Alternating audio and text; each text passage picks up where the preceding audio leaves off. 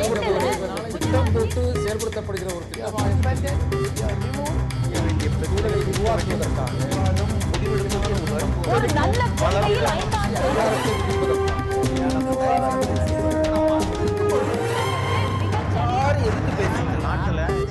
வணக்கம். நேர்பட பேசு நிகழ்ச்சியின் வாயிலாக மீண்டும் உங்களை சந்திப்பதில் மிக்க மகிழ்ச்சி.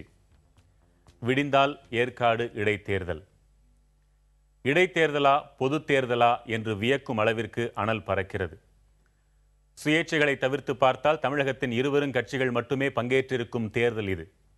இவர்கள் மட்டும்தான் ஒருவரையொருவர் எதிர்த்து கொள்ள இயலும். ஏனென்றால் இது இடைத்தேர்தல் என்று இடைத்தேர்தலின் தன்மையையே மௌனமாக உணர வைப்பதாக இருக்கிறது. கையும் பணமும் கள்ளச்சிரிப்புமாக பரிதாப நிலையில் வாக்காளர்கள் நிற்கும் படங்களை ஊடகங்கள் உலகுக்கு காட்டின. அரும்பாடுபட்டு பெற்ற உரிமையை காசுக்கா விற்பது? அப்படி என்றால் கள்ளத்தனமாக பணம் விளையாடுவது உண்மைதானா என்று கேட்டால் குழந்தைகள் கூட சிரித்து விடுவார்கள். உண்மைதான் என்பதற்கு இருதரப்பிலிருந்தும் அள்ளி தரப்பட்டிருக்கும் புகார்களே சான்றுகள். நேர்மையான தேர்தலுக்காக இயங்குவோர் இன்றைய யதார்த்த நிலையை, வாக்காளர்களை, கட்சிகளை, தேர்தல் ஆணையத்தை எப்படி புரிந்து கொள்வது? தருவதால் வாக்காளர்கள் வாங்கிக் கொள்கிறார்கள். பணம் பொருள் கொடுத்து ஒரு கட்சி மட்டுமே வாக்குகளை அள்ளிவிடக்கூடாது என்பதற்காக இன்னொரு கட்சியும் கொடுக்க வேண்டிய நிலையில் இருக்கிறது. தேர்தல் ஆணையம் முடிந்தவரை தடுக்கிறது. அதற்கு மேல் என்ன செய்வது? ஒவ்வொரு தனி மனிதரையுமா கண்காணிக்க முடியும் என்று எடுத்துக்கொள்வதா? அல்லது 1000 இருந்தாலும் வாக்காளர்கள் கை நீட்டி காசை வாங்கிவிட்டு எந்த முகத்தோடு நேர்மையை எதிர்பார்க்க முடியும்? கட்சிகள் மக்களை கையூட்டு வாங்க பழக்குவதை விட கொடிய பாவம் ஒன்று ஜனநாயக நாட்டில் இருக்க முடியுமா? வேண்டிய பலத்தை பயன்படுத்திக் கொள்ளலாம் என்ற நிலை இருக்கும் பொழுது முறைகேடுகளை தடுக்க முடியாதது தேர்தல் ஆணையத்தின் பலவீனம்தான் என்று எடுத்துக்கொள்வதா? விவாதிக்கலாம். பங்கு பெறுவோர் சமூக ஆர்வலர் பாடம் நாராயணன், அதிமுக தரப்பில் ரெங்கசுவாமி, இடைத்தேர்தல் களத்தில் நின்ற பத்திரிகையாளர் கார்த்திகை செல்வன், திமுக தரப்பில் வழக்கறிஞர் KS ராதாகிருஷ்ணன் ஆகியோர் நேர்பட பேசலாம். வணக்கம். திரு ராதாகிருஷ்ணன், உங்களை எதிர்த்து நிற்பது ஆளும் கட்சி. உங்கள் குற்றச்சாட்டுகளின் அடிப்படையிலேயே பணம் விளையாடி இருக்கிறது, பொருட்கள் கொண்டு சேர்க்கப்பட்டிருக்கின்றன. எப்படி கொண்டு போய் சேர்க்க முடிகிறது தேர்தல் ஆணையத்தின் கண்காணிப்பையும் மீறி அவர்களால்? தேர்தல் ஆணையம் வலுவில்லாமல் இருக்கின்றது என்பது தெளிவாக தெரிகின்றது. எவ்வளவோ சீர்திருத்தங்கள் வேணும்னு நம்ம சொல்லிட்டு இருக்கோம், தொடர்ந்து சொல்லிட்டு வந்திருக்கோம். தேர்தல் ஆணையத்தினுடைய 20 ஆண்டு காலமாக தான் சீர்திருத்தத்தினுடைய இது வருது. உலகளவிலேயே எலெக்ஷன் ஃபார் சேலுன்னு போட்டே ஒரு புத்தகம் நண்பர் சீஃபர் எழுதியிருக்கிறார். பெருவில் எவ்வளோ காசு வாங்குறாங்க, ஸ்பெயினில் எவ்வளோ வாங்குறாங்க ஒரு ஓட்டுக்கு, இட்டாலியில் எவ்வளோ வாங்குறாங்கன்னு கணக்கு போட்டுருக்காரு. அதான் நியாயப்படுத்தலை. இது உலக அளவில் இது இருக்குது. உலக அளவு ஐநாவே இல்லை தலையிட்டு தேர்தலை நல்ல விதமாக நடத்தணும், ஒரு மாநாடு நடத்தினா, உச்சி மாநாடு நடத்தினா நல்லாயிருக்கும். ஏன்னா இது உலக அளவில் இன்னைக்கு இருக்கிற ஒரு இதாக எப்படி கொண்டு போய் சேர்க்கிறாங்க? புட்டின் எலெக்ஷன் என்னாச்சு? அங்கேயும் பிரச்சனையாச்சு, கோர்ட்டுக்கு போனாங்க. இது இந்த பிரச்சனை இது உலகளவு மட்டும் இந்தியாவில் இது புறையோடி போச்சு. கொஞ்சம் பின்னோக்கி பாருங்க. நான் சொல்கிறேன், நாங்கள்லாம் 86 திருச்செந்தூர் இடைத்தேர்தல் அன்னைக்கு எம்ஜிஆர் இருந்தார் முதல்வர். அன்னைக்கு தேர்தல் பணி செயலாளர் வை கோபாலசாமி இருந்தார். அந்த தேர்தலில் பணியாற்றோம். எட்மண்ட் ஜேபிஆர் அங்கே பொறுப்பு. எலெக்ஷன் கவுண்டிங் பூத்துக்குள்ளே அவர் வைகோவை கையை பிடிச்சி நிப்பாட்டி கவுண்டிங்கை நிப்பாட்டி மிஸ்யூஸ் பண்ணாங்க. அப்போ தேர்தல் கமிஷன் பார்த்துட்டு இருந்தது. அது பிறகு ஏஎல்எஸ் ஆரம் வீரப்பன் நின்னார் திருநெல்வேலி பை எலெக்ஷன் 86. அதே மாதிரி நடந்தது. அதற்கு பிறகு பழனி அதுக்கு பிறகு எம்ஜிஆர் காலத்தில் 91 ராஜீவ் படுகொலைக்கு பிறகு உங்களுக்கு தெரியும். அதுக்கு பிறகு பெரணாம்பட்டும் பழனி எலெக்ஷன் நடந்தது. தலைவர் கலைஞர் பிரச்சாரத்துக்கு போகிறார், வேனே அடித்து நொறுக்குனாங்க. அந்த மாதிரி கலாச்சாரத்தை யார் அடிப்படையில் கொண்டு வந்தாங்கன்னு இதுக்கு யார் காரணம்னு ஆர்ஜின் பார்க்க வேண்டிய கட்டாயத்தில் இருக்கும். அது வரல. அது இன்னொன்று சொல்கிறேன், திமுக மேல் நீ குற்றச்சாட்டு சொல்கிறான். நாங்கள் எங்கள் ஆட்சியில் 71 கட்டத்தில் அதிமுக எம்ஜிஆர் பிரிஞ்சது. அப்போ திண்டுக்கல் எலெக்ஷனில் நாங்கள் ஆளுங்கட்சியாக இருந்து ஜெயிக்க வைக்க முடியும். நாங்கள் அப்படி ஜெயிக்க வைக்கல. அதில் மாயத்தேவை ஜெயிச்சார். எங்களை ஒரு துலாக்கோல் நிலையில் தான் நாங்கள் அரசாங்கம் இன்னைக்கு நடத்தினோம். 91க்கு பிறகு என்ன நிலைமை? 93 இந்த பிரச்சனைகள் இடைத்தேர்தலில் ஜெயிக்க முடிந்ததா? முடியல. எம்ஜிஆர் காலத்தில் ஜெயிக்க முடிஞ்சது. மயிலாடுதுறையும் அண்ணா நகரும் திமுக ஜெயிச்சது. மீதி அரவக்குறிச்சியோ உப்பிலியாப்பாளையமோ அதிமுக ஜெயிச்சது.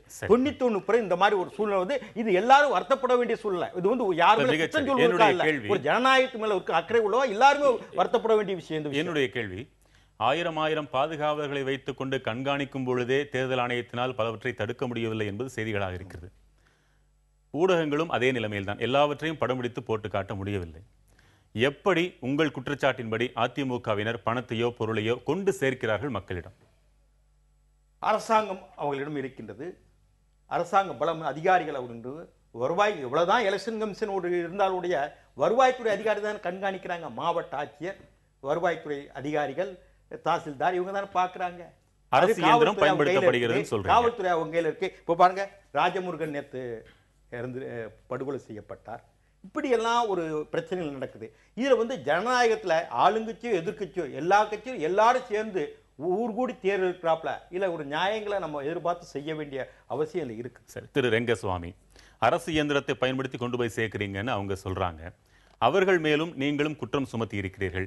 அவங்க காசோ பணமோ பொருளோ மக்கள் கிட்ட எப்படி கொண்டு போய் சேர்க்கிறாங்க? பல விதத்துல ரொம்ப எக்ஸ்பீரியன்ஸ் திமுக காரங்க இதுல. நம்ம இவர் ஐயா சொல்றாரு, நம்ம பார்த்தோம் இதே மேயர் எலெக்ஷன்ல மா சுப்பிரமணியன் கீழே என்ன நடக்குதுன்றது நீங்க சொல்லுங்க. இல்ல அவர் சில நிறைய உதாரணங்கள் சொல்லுகிற பொழுது நம்மளும் சொல்லி தானே ஆகணும். இதே இடைத்தேர்தல் திருமங்கலம் நடந்துச்சு, திருமங்கலம் பார்முலானே ஒண்ணு இருக்குங்க, திருச்செந்தூர்ல நடந்துச்சு, வந்தவாசியில நடந்துச்சு. ஒரு எலெக்ஷனையும் நம்ம பார்த்தோம் அவங்க எப்படி கொண்டு போய் சேர்த்தாங்கன்னு சொல்லிட்டு. நாங்க சொல்றோம், நாங்க எதுவுமே கொடுக்கல, நாங்க செய்த சாதனைகளை சொல்லி நாங்கள் செய்ய போகிற விஷயங்களை, உங்களுடைய எதிர்பார்ப்புகளை நாங்கள் நிறைவேற்ற கடமைப்பட்டிருக்கிறோம் என்று சொல்றது நீங்க மறுக்கிறேன். ஆனா அவங்க பணம் கொடுத்திருக்காங்களா, பொருள் கொடுத்திருக்காங்களா? கொடுத்திருக்காங்க. எப்படி? இது போலதான் வீடு வீடா போயிட்டு கவர்ல போட்டு கொடுத்திருக்காங்க, தெரிந்தவர்கள் மூலமாக கொடுத்திருக்காங்க. அதற்கான வழக்குகள் பதிவு செய்யப்பட்டிருக்கு. ரொம்ப எளிமையா சொல்லிட்டீங்களே, அப்படி எல்லாம் கொடுக்க முடியும்? அன்றைய நடந்திருக்கிறது, வழக்கு பதிவு செய்யப்பட்டிருக்கு. அந்த அளவுக்கு தேர்தல் ஆணையம் கண்மூடிட்டா இருந்திருக்குதுன்னு நினைக்கிறீங்க?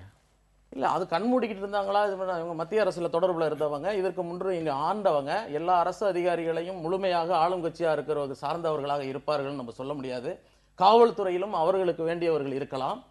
இப்படி தெரிந்தவர்களை வைத்துக்கொள்ள எப்ப பார்த்தாலும் கண்கொத்தி பாம்பாக அரசாங்க ஊழியர்கள் பார்த்து கொண்டிருக்க முடியாது. அதை திமுககாரர்கள் சாதகமாக பயன்படுத்துவதில் வல்லவர்கள், அந்த வேலையை தெளிவாக செய்திருக்கிறார்கள்.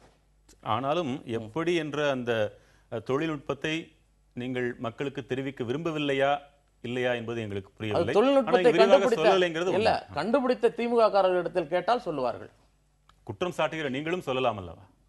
சொல்லலாம். சரி, களத்தில் நின்ற கார்த்திகை செல்வன், என்ன நிலவரம் அங்க உண்மையில்? அதுக்கு முன்னாடி ஒரு சின்ன விளக்கம் மட்டும். 91க்கு பிறகு 3 இடைத்தேர்தல்களில் எதிர்க்கட்சிகள் வெற்றி பெற்றிருக்காங்க. எதிர்க்கட்சி வேட்பாளர்கள் திருவட்டாறுல 99ல் நத்தம்ல அதிமுக வேட்பாளர் வின் பண்ணாரு. அதே மாதிரி திருவட்டாறுல சிபிஎம் கேண்டிடேட் பண்ணாங்க. 2004லையும் வெற்றி பெற்றாங்க. ஆனால் இந்த 3லையும் இருக்கிற ஒற்றுமை என்னன்னா, இது எல்லாமே பொது தேர்தலோடு நடந்த இடைத்தேர்தல்கள். இப்போ பொது தேர்தலோடு நடக்கின்ற இடைத்தேர்தலில் ஓரளவுக்கு வெற்றி வாய்ப்புகள் இருக்குது, வேற எதுலையுமே இல்லை அப்படிங்கிறதையும் இந்த இடத்துல ஒரு தெளிவாக்க. தனியாக ஒரு இடைத்தேர்தல் நடந்தால் அங்கு ஆளுங்கட்சி தான் வெற்றி பெற்றிருக்கிறது. அதுதான் 91க்கு பிறகு இப்போ வரைக்கும் இருக்கிற நிலைமை பார்த்தோம்னா கிட்டத்தட்ட அதுதான் தீர்ப்புகள் எல்லாமே வந்துட்டு இருக்கிற விஷயங்கள் அதுதான் இருக்கு. அப்புறம் தொடர்ச்சியாக இப்போ இந்த மாதிரி மக்களை பணமாகவோ அல்லது வேற மூக்குத்தியோ அல்லது காமாட்சி விளக்கோ என்ன விதமாகவோ அட்ராக்ட் பண்ணுறதுல இந்த கட்சி அந்த கட்சினாலும் இல்லை, ஆளுங்கட்சியும் சரி ஆண்ட கட்சியாக இருக்கின்ற கட்சியும் சரி, 2 பேருமே தொடர்ச்சியாக அதை பண்ணிட்டு இருக்கிறாங்கன்றது தான் ஃபீல்டில் நீங்கள் பார்க்க முடியும். அது அதுக்கான நிறைய வழக்குகள் மாறி மாறி இவங்க கொடுக்குற புகார்கள்லேயே சில புகார்கள் அடிப்படையோடு இருக்குது. அதன் மேலே தான் எலெக்ஷன் கமிஷனும் ஆக்ஷன் எடுக்கிறாங்க. ஒட்டுமொத்தமாக தேர்தல் கமிஷன் இதில் செயல்பட முடியாமல் இருக்கா அப்படின்னா நம்ம அப்படி சொல்லவும் முடியாது. ஓரளவுக்கு அவங்க ஏன் அதை சொல்லலாம் அப்படின்னா, இப்போ கள்ள வாக்குகள் அப்படிங்கிற ஒரு விஷயத்தை ஒட்டுமொத்தமாக குறைக்க முடிஞ்சிருக்குது அடுத்தடுத்த ரிஃபார்மேஷன்ஸில். அதே மாதிரி செல்லாத ஓட்டுகளும் கூட இவிஎம் வந்த பிறகு குறைக்கப்பட்டிருக்கிறது. சில விஷயங்கள் நடக்குது. ஆனால் பணம் கைமாறுறது அல்லது வேற அன்பளிப்புகள் கைமாறுறதை தடுக்கிறதுல நிச்சயமாக அவங்களால பண்ண முடியறதில்ல. எஸ்பெஷலி அது இடைத்தேர்தலாக வரும்போது, ஏன்னா ஒட்டுமொத்த கட்சிகளுடைய ஒட்டுமொத்த பவரும் அங்கே இருக்கு. நீங்கள் ஆளுங்கட்சின்னு எடுத்தீங்கன்னா அமைச்சர்கள் மொத்த பேரும் அங்கே இருக்கிறாங்க, 61 பேர் கொண்ட குழு அங்கே இருக்கு, எல்லாருமே பவர்ஃபுல்லாக ஒரு பொசிஷனில் இருக்கிறவங்க. அதே மாதிரி எதிர்க்கட்சியை பார்த்தீங்கன்னாலும் முன்னாள் அமைச்சர்கள், மாவட்ட செயலாளர்கள், ஒட்டுமொத்த பேரும் அங்கே இருக்கிறாங்க. ஆக இத்தனை பேரும் இருக்கும்போது இவ்வளவு பேரையும் கண்காணிக்கின்ற அந்த பொறுப்பு அல்லது அதற்கான வாய்ப்பு வசதிகள் தேர்தல் ஆணையத்துக்கு முடிந்த அளவுக்கு இப்போ நீங்கள் வந்து எலெக்ஷன் அப்சர்வர்ஸ் வந்து போகிறாங்க, அவங்க கண்ணில் படுற விஷயங்களை செய்ய முடியுது. ஆனால் எக்ஸிக்யூஷனில் இருக்கிற அஃபீஷியல்ஸ் இருக்காங்கல்ல, அது முழுமையாக நம்மளால் எதிர்பார்க்க முடியல. அதில் தான் ட்ரான்ஸ்ஃபர் வருது, ரெவென்யூ ஆஃபீஸர் ட்ரான்ஸ்ஃபர், இல்லை ஒரு அமைச்சரை சந்திச்சார்னு ஒரு அதிகாரியை மாற்றம் செய்யப்படுறது, இந்த மாதிரி விஷயங்களுக்கு ஈவன் முதலமைச்சருக்கு நோட்டீஸ் அனுப்புகிறாங்க. ஸோ இந்த அளவில் வந்து தேர்தல் கமிஷன் தன்னை வந்து முடிந்த அளவுக்கு அவங்களுக்கான பவர்ஸ் வச்சுட்டு பண்ணுறாங்க. ஆனால் ரெஃபர்மேஷன்ஸ் வந்து நிறைய தேவைப்படுது. செயல்படுத்தப்படுகிற ஒரு